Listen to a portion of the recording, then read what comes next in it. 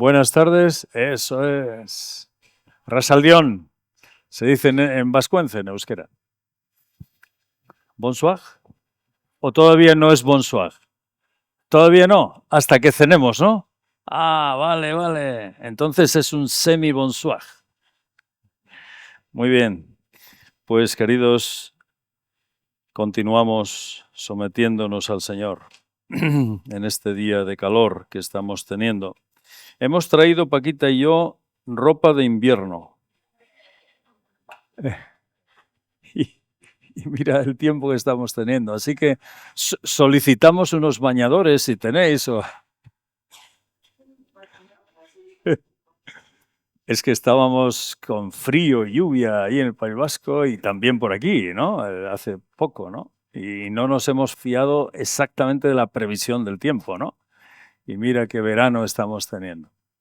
Bueno, antes de continuar, quisiera dar un saludo cariñoso, me lo dicen otra vez los hermanos desde Bilbao, en Vizcaya, donde estamos, en Las Arenas. Así que un saludo y un abrazo. Están orando por nosotros también, dando gracias al Señor. Muy bien, nos quedamos esta mañana, queridos. Me faltó, por falta de tiempo, me faltó...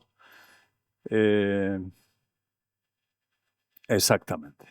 Me faltó decir que según la instrucción bíblica más amplia, si tuviéramos un estudio bíblico sobre la autoridad del Señor, pues tendríamos que decir estas cosas también y las menciono de pasada.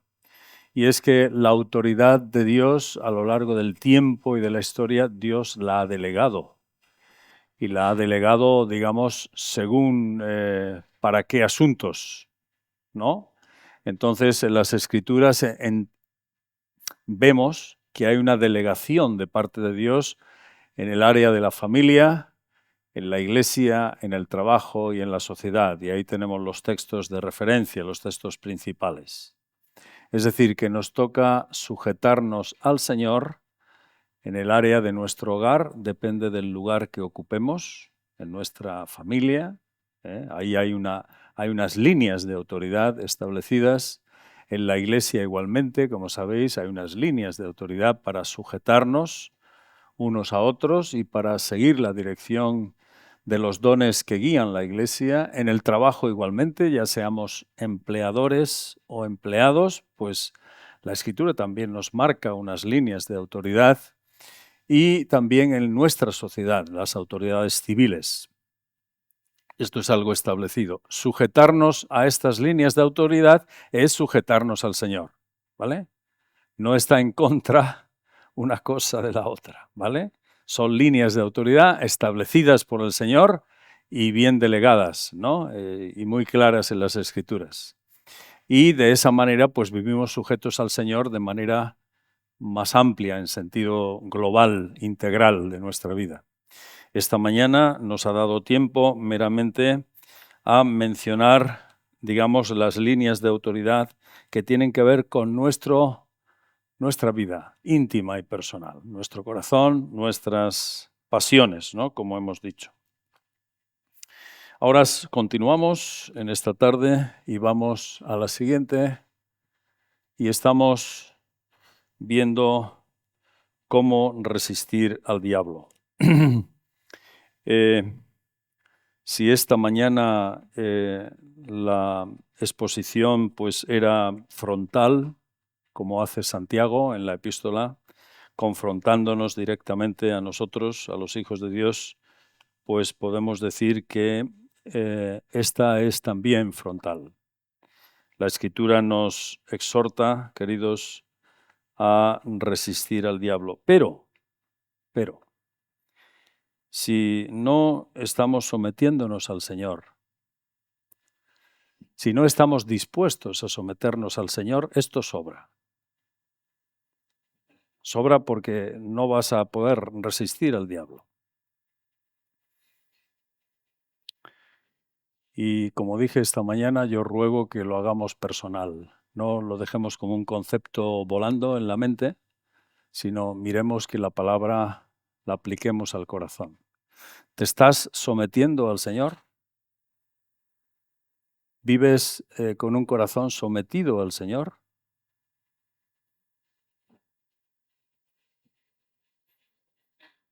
Pregúntatelo. Yo os voy mirando, pero pregúntatelo. ¿Vives sometido al Señor? ¿Vives luchando contra tu conciencia que es guiada por el Espíritu si eres hijo de Dios y hay una lucha en tu conciencia?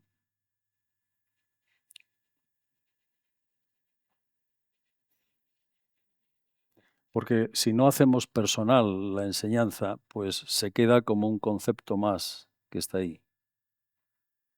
Y algún día le haré caso. De tal manera, dije esta mañana, que el orden en el que Santiago da las pautas es un orden inspirado por Dios. Y primero no dice que el diablo huirá de nosotros, ni tampoco que le resistamos. Lo primero que dice es, someteos. Y es una instrucción en el modo imperativo del verbo someterse. Someteos es una instrucción, como una orden. Someteos en plural, sométete en singular. Y somos llamados a no hacer caso omiso a esta instrucción del Señor. Y como dije esta mañana, permitidme que lo repita, tenemos en nuestro ser un caballo loco, que son nuestras pasiones. Si estamos habituados a seguir nuestras pasiones, pues ya sabemos a dónde vamos a ir. Si tú y yo nos burlamos de Dios, y de Dios nadie se burla, nadie, porque lo que el hombre siembra, eso también segará. Si tú y yo nos le damos vueltas y vueltas y hacemos caso omiso a la palabra y al Señor, evidentemente, como hijos de Dios, entramos en una zona de alto riesgo. Y es que burlamos al Señor. Burlamos su palabra. Y lo digo cariñosamente, pero nos toca preguntarnos, hacernos esta pregunta. ¿Vivimos ahora sometidos al Señor? Y si somos suyos, si somos hijos, el Espíritu Santo nos da paz ante esta pregunta o nos enciende pilotos. Pip, pip, pip, pip, pip, pip, pip. Y si el Espíritu enciende pilotos cuando abrimos la palabra, tienes que apartarte, tienes que rogar al Señor que te fortalezca para recomenzar a someterte ante Él. En aquellas cosas que cada uno sabemos que hemos de hacerlo. Cada vida es distinta. Y sometiéndonos a Él, podemos resistir al tentador. De otra manera no podemos. Dicho esto, vamos a entrar en el tema en sí, que es delicado, pero muy importante en nuestra vida cristiana. Vamos a la siguiente. Vamos a la siguiente. Veremos en primer lugar quién es el diablo,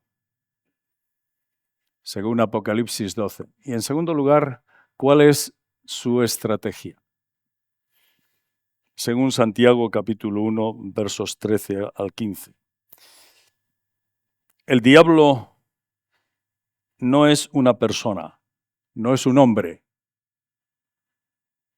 Satanás no es una persona más a nuestro nivel. Satanás es un ángel, y un ángel importante que sabemos por la Escritura, sin muchos detalles, pero sabemos que se rebeló contra el Señor. Y evidentemente en su caída y en su rebeldía contra el Señor le siguieron, según la Escritura, pues parece que 1/3 de la creación angelical. Es decir, que es un ángel poderoso al que le siguieron bastantes ángeles también. Satanás es la serpiente antigua llamada en las Escrituras. Es llamado diabolos, diablo en castellano. Diabolos, que proviene de nuestra lengua latina, es aquel que acusa, que acosa y que acusa.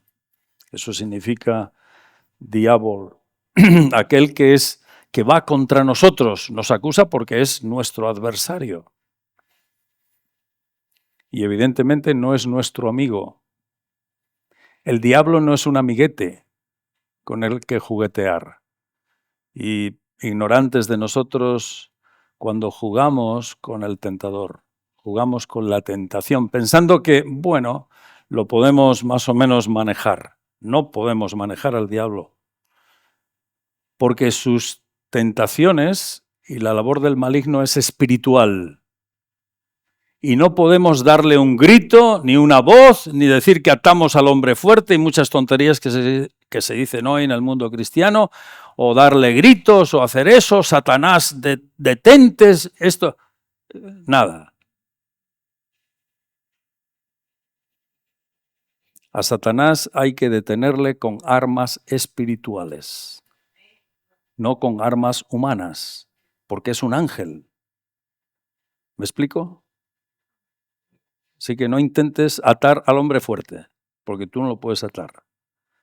El único que lo detiene es Cristo. Cristo cuando estaba en la tierra, recordáis, ¿no? Que él hablaba a los diablos, a los demonios, y automáticamente salían. Le obedecían porque sabían quién era el Hijo de Dios. Tenía el poder celestial. Y el diablo huía, escapaba. De hecho, cuando Cristo fue tentado él mismo, y Cristo le respondía con la misma palabra, Satanás se diluía. Así que nosotros a veces, como hijos de Dios, pensamos que podemos con nuestra argucia, nuestros argumentos y razonamientos, detener al tentador y a la tentación. Y estamos equivocados. Es otro nivel de armadura la que necesita el diablo, es otro nivel de ejército el que necesita Satanás. Que yo no lo tengo, pero sí me lo facilita el Señor Jesucristo. Es decir, sin la comunión con el Señor, sin las armas que el Señor me facilita, yo no puedo detener al maligno en mi vida, ya sea que me esté molestando con un pecado, con una adicción, con un problema, con una amargura, con lo que sea. No puedo detener al maligno, yo no puedo. Yo tengo que clamar ¿a quién? Al cielo. Apocalipsis capítulo 12, versos 7 al 12. ¿Podrías leerlo, Aurora? Sí, por favor. Vamos a ir todos ahí, a ese texto de Apocalipsis capítulo 12, versos 7 hasta el 12.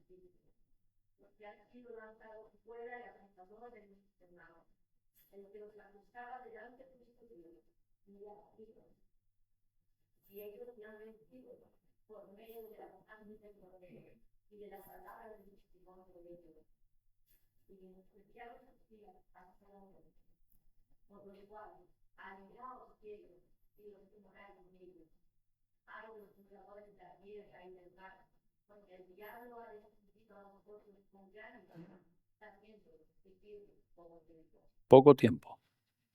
Esta escena de Apocalipsis 12 entendemos, es profecía, pero entendemos que se ubica en lo que se llama esa gran tribulación de 7 años, y en medio de esa gran tribulación, cuando arrecian los juicios de Dios, entonces hay una lucha celestial en los cielos. Y entonces uno de los arcángeles de Dios, Miguel, con sus ángeles, luchan contra el dragón. El dragón es el diablo y contra sus ángeles. Y aquí vemos que no pudieron vencer esta lucha angelical ordenada por Dios contra Satanás y sus huestes. Y entonces, por primera vez, verso 9, fue lanzado fuera de las áreas celestiales, fuera, porque ahora Satanás se ubica en áreas celestes, principados, poderes, potestades, nos dice Efesios 6, ¿no? Que operan desde las áreas celestes, fuera del entorno terrenal. Y son lanzados fuera, son expulsados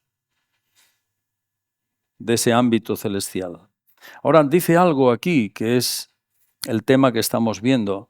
Dice que el diablo y Satanás, verso 9, el cual engaña, ¿a quién engaña? ¿Qué dice el verso 9? Al mundo entero. Por eso Cristo le llamó el príncipe de este mundo. Su labor es engañar al hombre. Es incluso imitar a Dios. Decíamos esta mañana que el engaño que el diablo pone en nuestro corazón, el corazón es engañoso, decíamos, ¿verdad? El engaño que pone en nuestro corazón es mostrarnos la mitad de la verdad o casi la verdad. Esa es la labor del diablo. Fue arrojado a la tierra y sus ángeles fueron arrojados con él. Entonces hay una voz celestial que exclama la victoria. Ahora ha venido la salvación, verso 10, el poder y el reino de nuestro Dios y la autoridad de su Cristo. Porque ha sido lanzado fuera el acusador ¿de quién? ¿De quién? De nuestros hermanos. Eso dice la voz celestial, una voz angelical, seguramente. Ahora hay una característica que se dice aquí de Satanás, que la ha hecho y la sigue haciendo hasta que llegue ese día. Dice aquí, el que los acusaba delante de nuestro Dios, ¿cuándo? El miércoles, el lunes. ¿Cuándo? Día y noche. Nos encontramos, tenemos una ilustración muy clara en la vida de Job. El diablo acusa a Job de cosas totalmente falsas y medias verdades, cuando era un hombre excelente en santidad.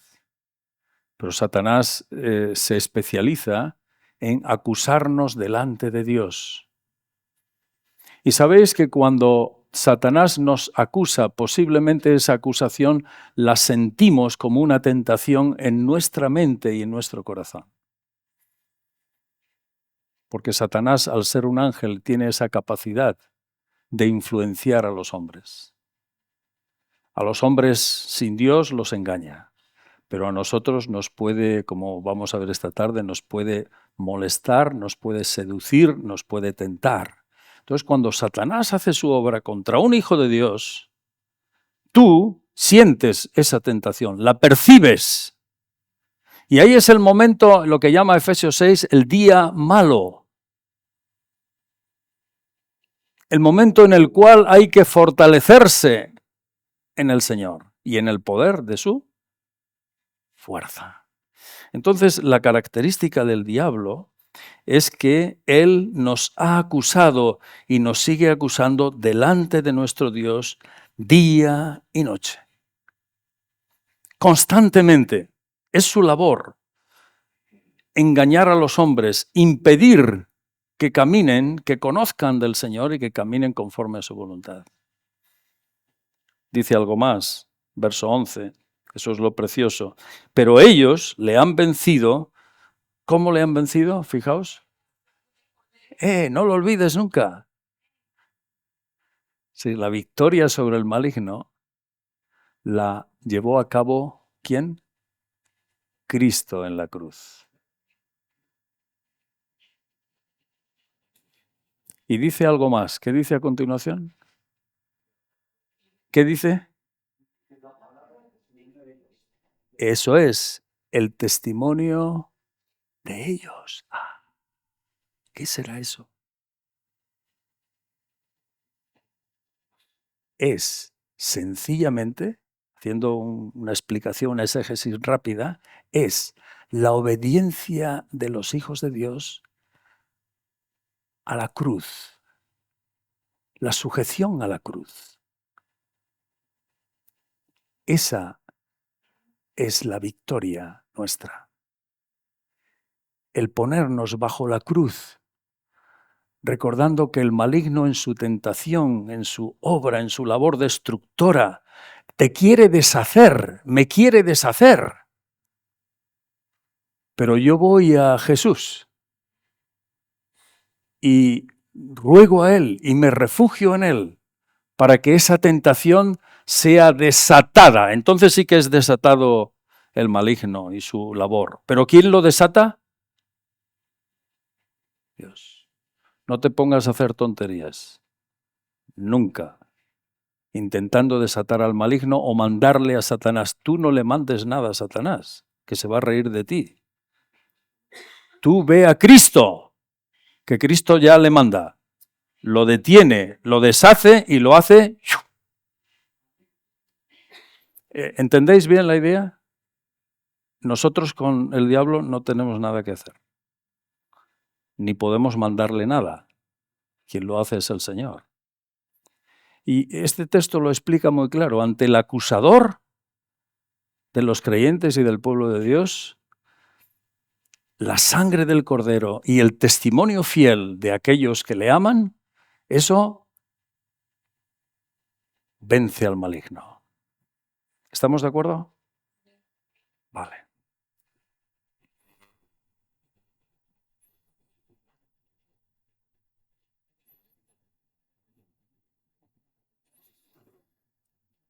Ahora, sabiendo eso, no, vamos a la anterior. ¿Cuál es la estrategia del maligno? Y tenemos un texto que es magistral para que nunca lo olvides.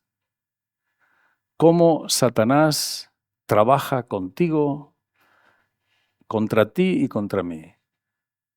Y hemos de entenderlo cómo lo hace. Y lo hace en un proceso espiritual. ¿Vale? Por favor, Aurora, ¿podrías ese texto?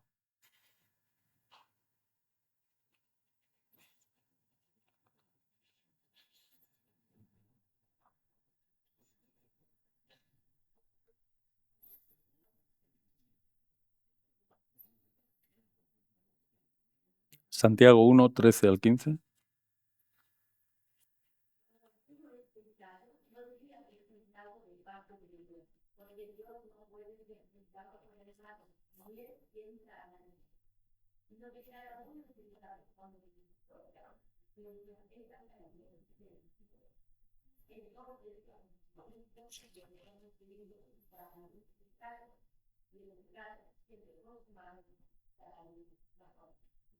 Gracias.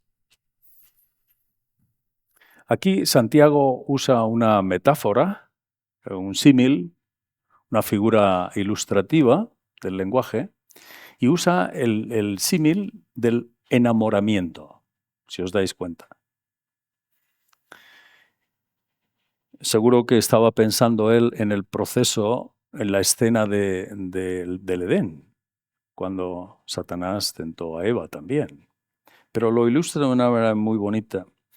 Santiago habla aquí de la atracción, habla de la seducción. ¿Podemos poner la diapositiva? Habla de la atracción, habla de la seducción, habla de la concepción y también habla del nacimiento del pecado, ¿no? ¿Podemos poner la diapositiva, el cuadro?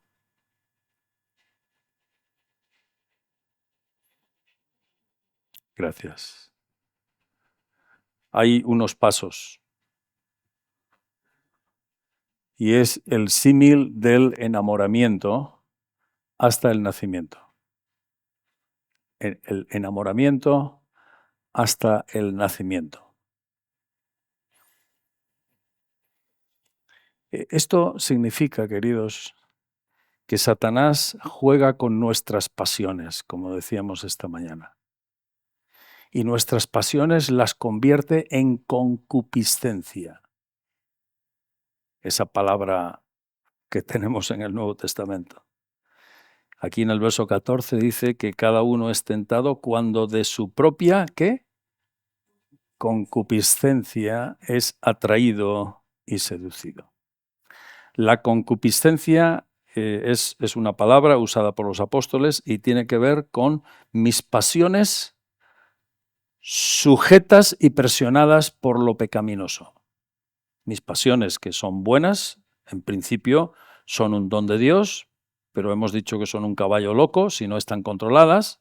Entonces, cuando son presionadas por el maligno, a eso se le llama concupiscencia en el Nuevo Testamento. Es el deseo de las cosas que pueden ser buenas, pero con un propósito inadecuado, que no agrada a Dios.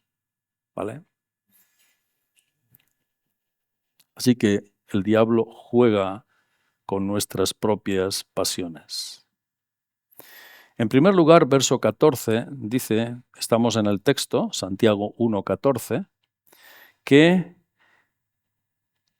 con nuestra concupiscencia, o nuestra concupiscencia es atraída. El ser atraída es como el efecto que produce un imán. Hay algo o alguien que me atrae.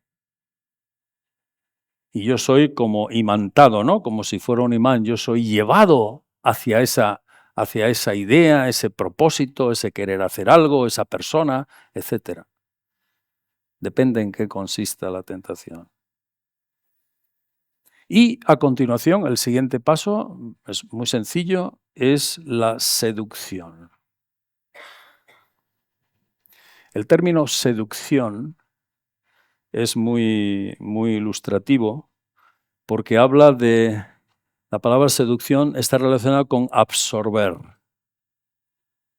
Cuando somos seducidos por algo, somos absorbidos en nuestras pasiones, hasta el punto que podemos hasta dejar de pensar, porque en ese momento nuestras pasiones están absorbidas por ese deseo o ese anhelo, ¿no? Podríamos decir hoy que nuestras pasiones pueden ser encriptadas incluso, ¿no? Ante una tentación. Y a continuación, dice Santiago, que la concupiscencia, verso 15, después que ha, ¿qué? ¿Qué dice verso 15? Concebido. Hemos sido atraídos, imantados, hemos sido envueltos, la seducción es que hemos sido envueltos, y a continuación, pues cuando nos dejamos envolver, se concibe algo. El término concepción quiere decir que algo que era ajeno a ti, ahora forma parte de ti. ¿Cuándo comienza la tentación a ser un pecado? Cuando pasa de la atracción y de la seducción pasa a la concepción. Esto lo entendemos.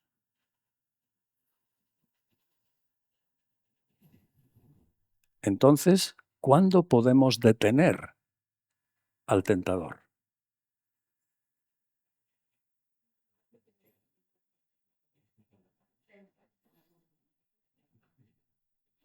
¿Cuándo podemos detener la tentación? ¿Cuándo?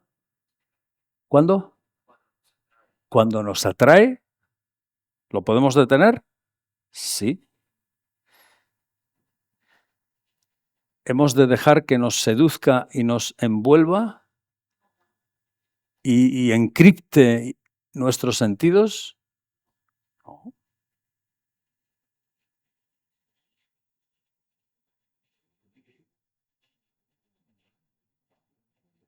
¿Quién no ha sido tentado aquí nunca? Nadie. Todos estamos. Entonces, ¿sabéis de qué estoy hablando, no? Bien, porque alguno estoy viendo que tiene, igual está como si no fuera con él, ¿no? Pero igual es mi impresión. Pero sabemos muy bien que cuando somos seducidos es el momento ¿de qué?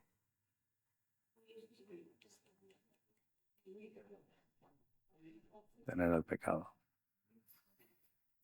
Yo hago una pregunta retórica, para que tú te la respondas. Si estás siendo atraído o seducido o seducida por algo que no agrada a Dios, que está bailando aquí y dándote vueltas,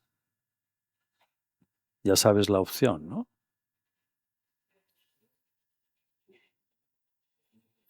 No le culpes luego a Dios de que te ha permitido o te ha dejado pecar.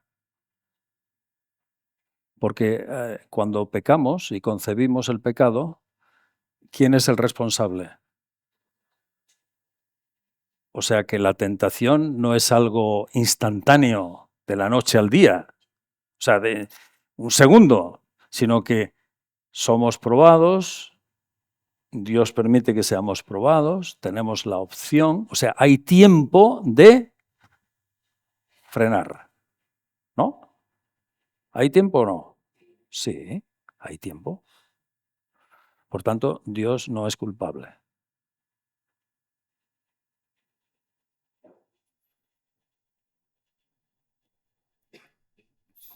Dice Santiago, lo estamos viendo despacio, desmenuzándolo para que lo entendamos bien. Hemos concebido y ahora esa tentación ya ha llegado a ser, ¿qué? Pecado. Pero fijaos que hay dos partes, porque primero se concibe y luego se da, ¿a qué? ¿Qué dice? A luz. O sea, cuando vemos un pecado en nuestra vida o en la vida de otra persona, primero esa persona lo ha concebido. Y desde la concepción hasta el dar a luz, que es el parto, podríamos decir, hay un...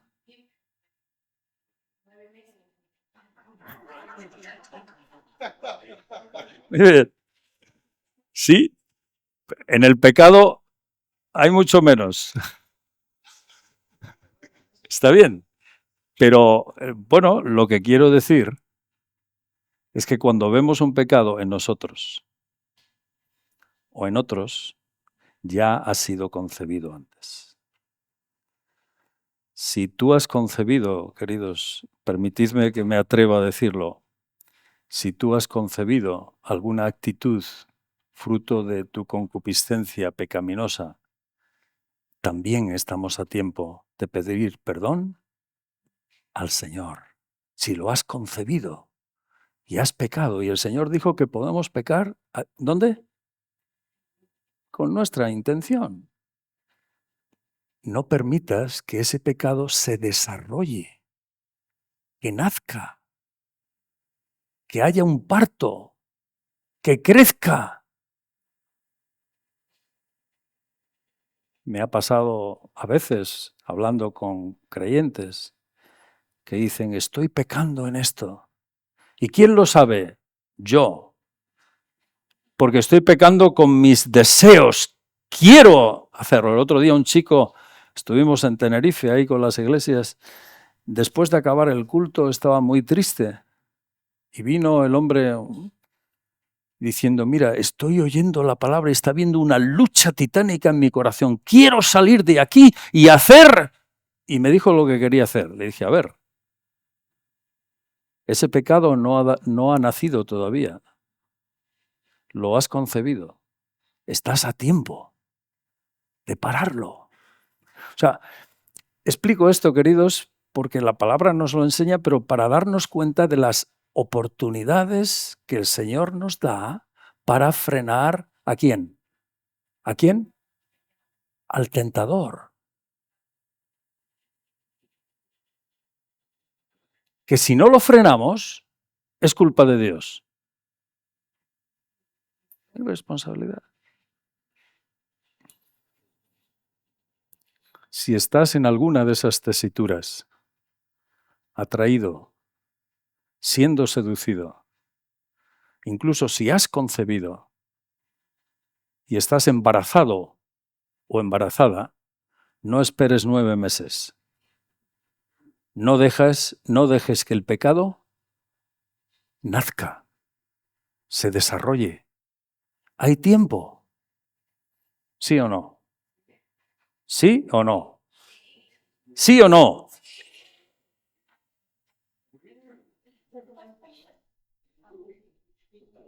¿Lo crees? ¿Lo crees? ¿Lo crees? ¿Crees que si acudes a Cristo puedes detener al tentador? Sí. Y esta es la victoria de nuestra fe. Esa es la victoria de nuestra fe. No somos llamados, queridos, a ir como vagabundos en la vida cristiana, sino como victoriosos, como se cantaba esta mañana, ¿no? Victoriosos, pero evidentemente echando mano del poder de la gracia de Dios. Eso es resistir al diablo.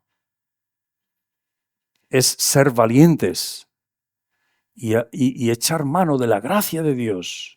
Porque confesar que Cristo me ha salvado, confesar que Él es mi Señor, confesar que Él me ha perdonado, confesar que me puede perdonar mañana, si yo no le resisto al diablo, pues eso no sirve para nada, porque no estoy poniendo en marcha el poder de Cristo en mí.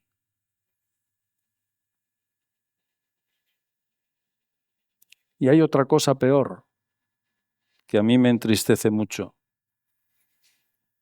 Hermanos nuestros que se acostumbran a dejarse vencer por el maligno y van de derrota en derrota. No levantan cabeza y dicen, hoy qué mal me siento, qué desgraciado soy, hoy no sé qué, no sé cuántos, no está. Mira, yo soy pecador, pero mira este, y mira el otro, y mira el de más allá, y no acaban de levantar. Tus dones están detenidos. El Señor no puede dar fruto en tu vida, fruto espiritual. Puedes hacer 1000 cosas, intentando hacer 1000 cosas, pero el Señor no va a dar fruto a eso, porque tú estás jugando con Él y estás dejando que el maligno se cebe.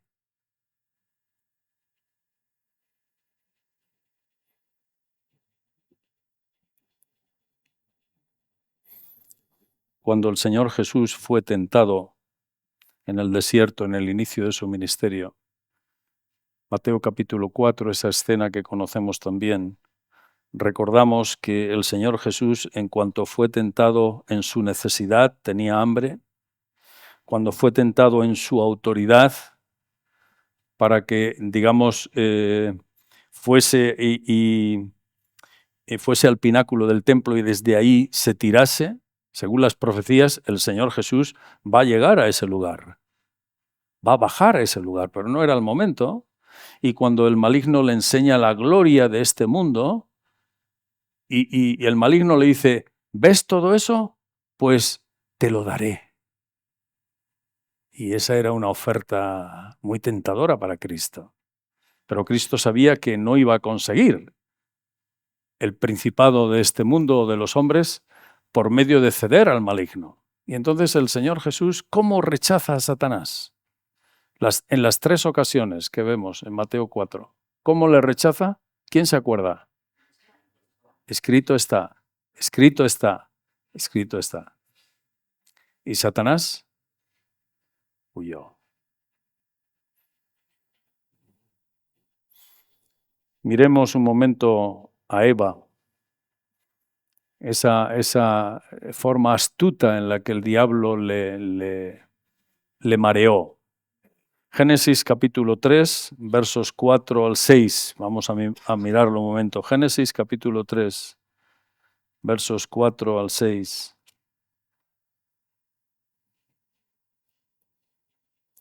Por favor, ¿podrías leer?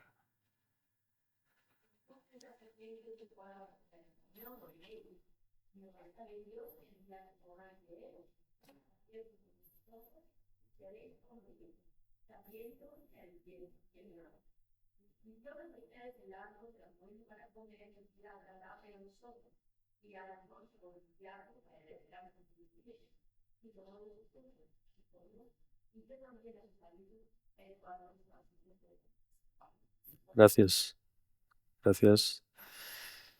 El proceso es el mismo. Es una atracción, es seducida, ella concibe el deseo de pecar y entonces lo lleva a cabo porque da a su marido también, ¿no? Pero fijaos el texto, cómo lo explica, cómo el diablo le mostró el engaño, la media verdad a Eva, verso 4. La serpiente dijo a la mujer, no moriréis, sino que sabe Dios que el día que comáis de él serán abiertos vuestros ojos y seréis como Dios, sabiendo el bien, el mal, media verdad. Lo que no le dijo eran las consecuencias. Engañoso es el corazón, más que todas las cosas. Entonces, verso 6 dice que la mujer vio que el árbol era, ¿qué era? Bueno, y que era agradable, y que era codiciable. Ahí fue seducida. Ella vio las ventajas, humanamente hablando, que tenía el participar de coger de este fruto que Dios se lo había prohibido. Bueno, agradable, codiciable. Y entonces se dejó seducir y arrastrar. Y entonces a continuación tomó de su fruto y comió. Concibió y dio a luz. ¿Fue culpable el Señor de lo que hizo Eva? No.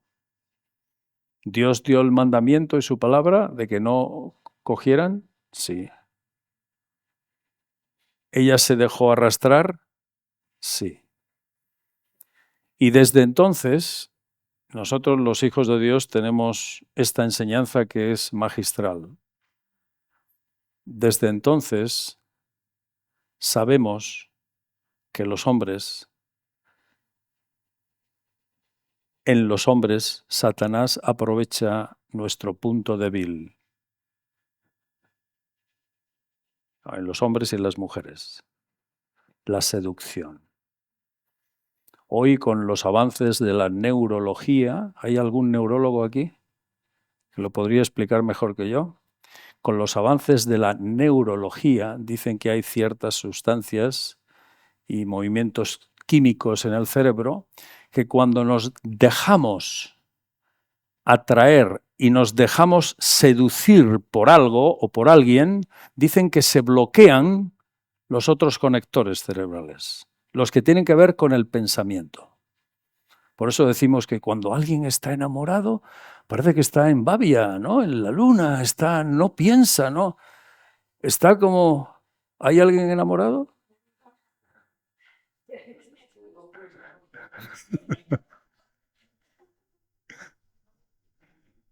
Bueno, lo solemos decir, pero digamos, la seducción es una de las herramientas, y hablamos de una seducción con origen espiritual, ya no emocional o mental, sino espiritual.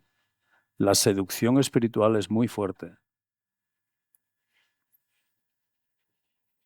Eva en esta ocasión no quiso hacer caso a la palabra que Dios le había dado a Adán y que Adán posiblemente se la transmitió a ella, porque ella no estaba presente. El mandamiento fue dado a Adán. Y decimos, uy, Eva es la pecadora, ¿verdad? Pero más tonto que Picio fue Adán, porque el mandamiento de Dios fue dado ¿a quién? A Adán. Y él, cuando ella le ofreció, pues comió.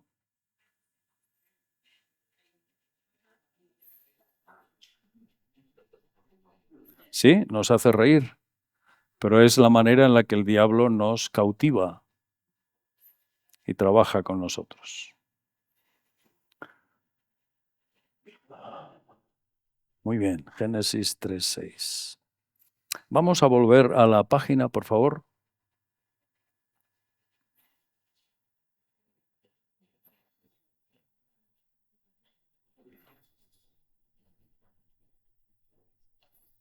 Tenemos hasta 6:30, ¿no, Aurora?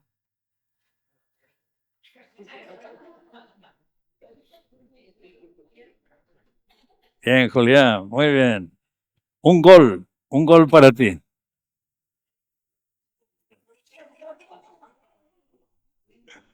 No, esta tarde no te has dormido, ¿no?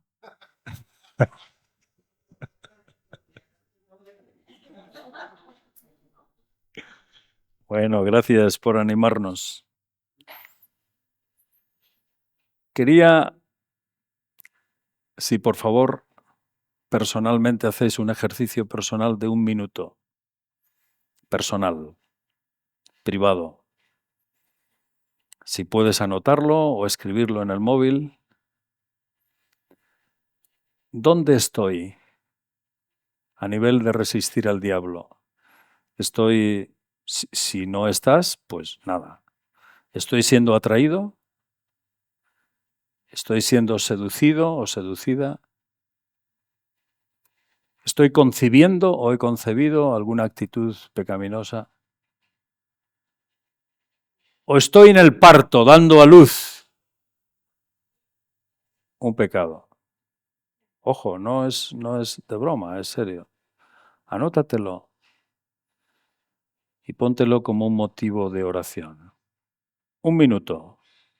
Escríbelo si puedes, escríbelo en tu móvil para recordarlo y para orar.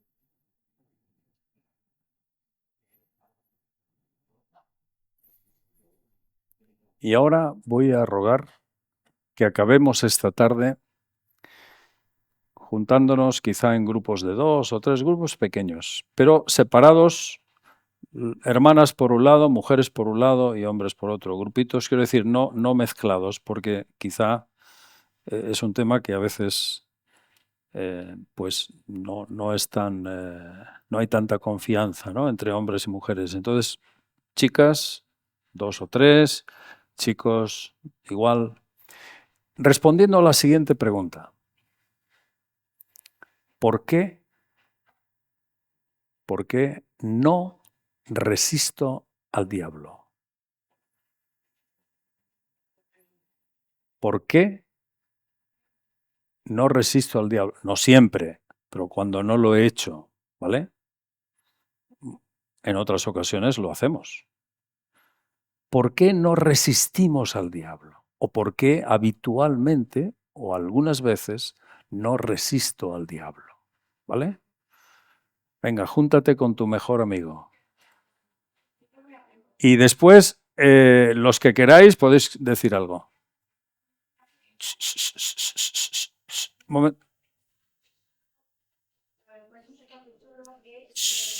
Espera un momento.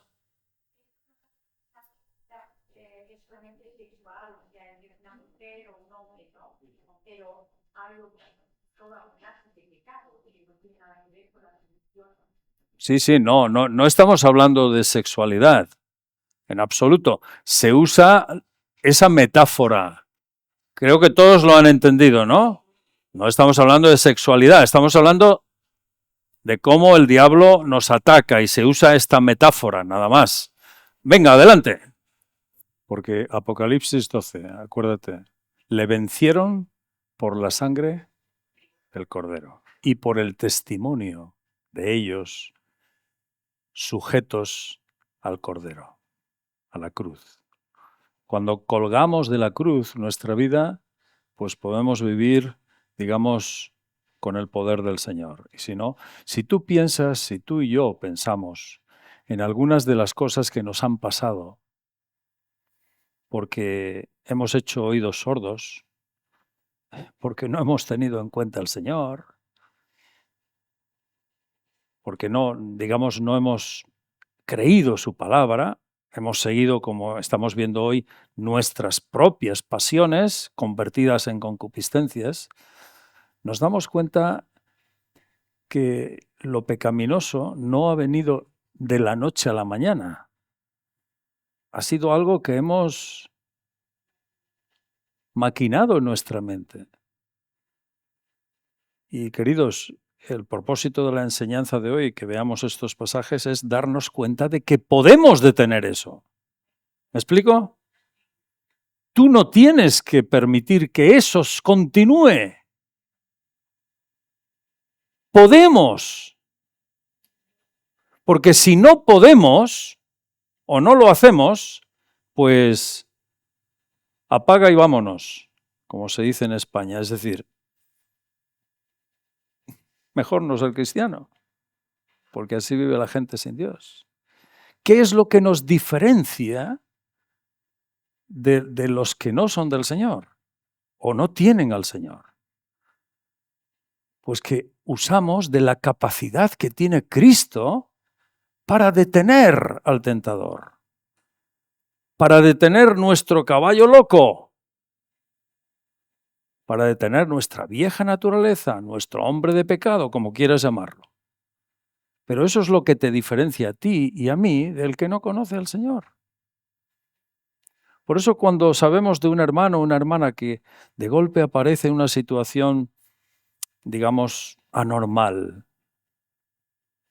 bajo lo pecaminoso, que ha cometido un pecado o que lo está cometiendo y no quiere dejarlo, tú dices, bueno, hay que orar y que Dios tenga misericordia para que se arrepienta, pero esa persona, si es del Señor, le ha dado cancha libre al maligno. ¿Sí o no? Y Dios no es responsable. Dios nos da las oportunidades. Entonces, ¿podemos resistir al diablo? Sí, en Cristo. En Cristo. Sometiéndonos a Él, resistiéndole.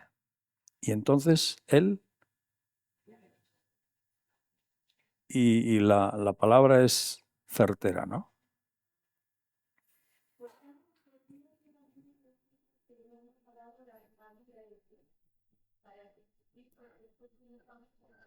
Sí.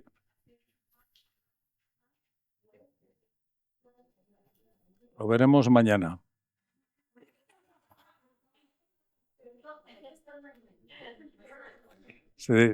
Sí, mañana veremos cómo huye el diablo y por qué no huye también, que ya en parte lo estamos viendo hoy, ¿no?